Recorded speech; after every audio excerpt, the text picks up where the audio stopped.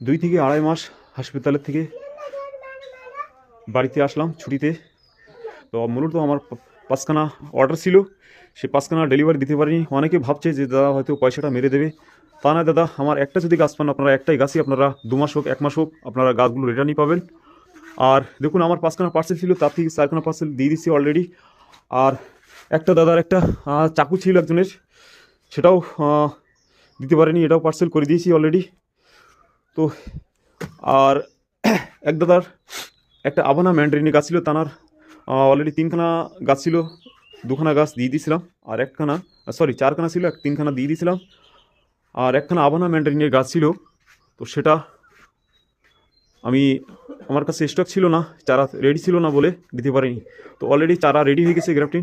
তো দাদাকে বললাম দাদা আপনার হাবানা ম্যান্ডারিনটা দিয়ে দেবো। তা দাদা বলছে দাদা আমি ভাবলাম যে আপনি মনে আজ চারাটা দেবেন না, আপনি। বললাম না দাদা, আপনাদের মতো ছাদ বাগানি, গার্ডেন বাগানি ছিলাম, তারপরে থেকেই নার্সারি করেছি।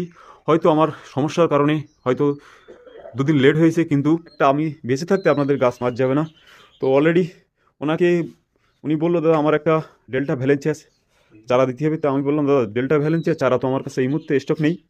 তো চারা তৈরি করছি, করে আপনার কিছুদিনের মধ্যে আপনার সঠিক জাত, সঠিক মাদার প্ল্যান্টের চারা তৈরি করে আপনাকে আবার দিয়ে দেবো। ওই 1 থেকে 1.5 মাস সময় লাগবে।